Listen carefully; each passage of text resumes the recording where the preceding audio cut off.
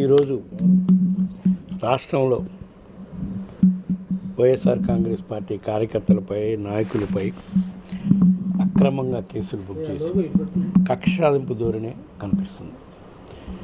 రాష్ట్రంలో ప్రజలు వివిధ సమస్యల్లో ఉంటే ఆ సమస్యల పరిష్కారానికి కూటమి ప్రభుత్వం ముందుకు రాకపోగా ఆ సమస్యలు ఉన్నాయని మరీ ముఖ్యంగా రైతులు గిట్టుబాటు ధరలు లేక రాష్ట్ర వ్యాప్తంగా కూడా ఎంతో తీవ్రమైన సమస్య ఎదుర్కొంటున్నారు.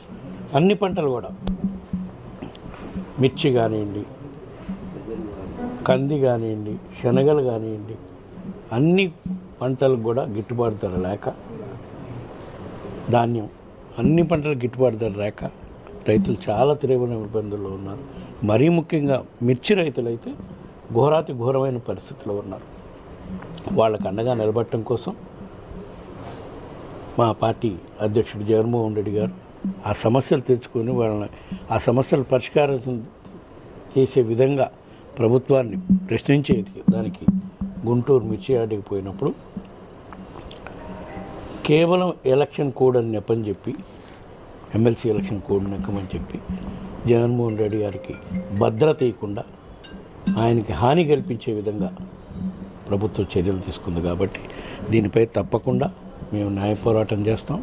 అవసరమైతే రేపు పార్లమెంట్ సమావేశాల సందర్భంగా ప్రధానమంత్రి దృష్టికి, హోమ్ మినిస్టర్ దృష్టికి కూడా తీసుకెళ్ళి ఏ విధంగా Z+ కేటగిరీ సెక్యూరిటీ ఉన్న నాయకుడికి సెక్యూరిటీ కల్పించకుండా ఏ విధంగా ఆ రోజు ప్రభుత్వం ఇది చేసింది అనేదాన్ని కేంద్ర ప్రభుత్వం దృష్టికి తీసుకెళ్ళి తప్పకుండా దీనిపై జగన్ గారి ప్రాణాలకి హాని కల్పించే విధంగా ప్రభుత్వం చర్యలు తీసుకుంటుంది.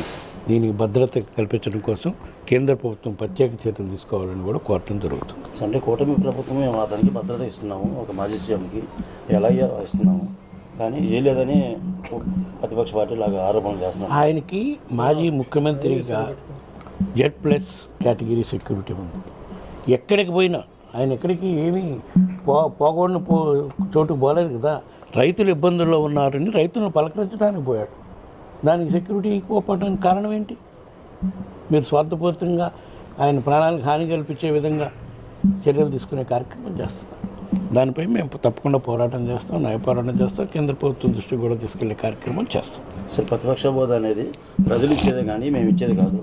అసెంబ్లీకి 60 రాకపోతే ఇలాగ మేము సభ్యులు తొలగిస్తామని ఎంతమంది సభ్యులు ఉన్నారు? భయపడి ఇలాగా జగన్ గారు వస్తున్నారు.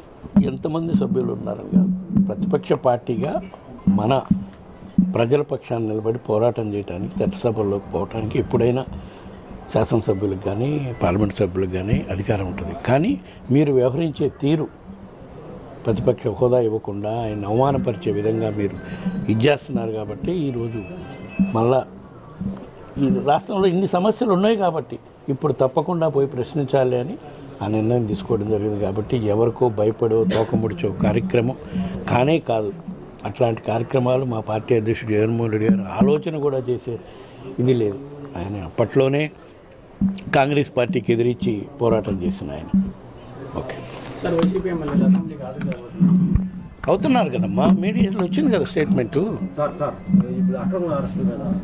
అంటే ఇప్పుడు వంశీ గారిని అరెస్ట్ చేశారు, కొడాలని కూడా అరెస్ట్. ఇందాకనే చెప్పాను కదమ్మా, కూటమి ప్రభుత్వం చేస్తుంది వైఎస్ఆర్ కాంగ్రెస్ పార్టీ కార్యకర్తలపై, నాయకులపై అక్రమ కేసులు బనాయించి అరెస్టులు చేసే కార్యక్రమం చేస్తున్నారు. కాబట్టి కార్యకర్తలకు అండగా ఉండడం కోసం, నాయకులకు భరోసా కల్పించడం కోసం మా పార్టీ అధ్యక్షుడు జగన్మోహన్ రెడ్డి గారు వాళ్ళని పరామర్శించే కార్యక్రమం చేస్తున్నారు.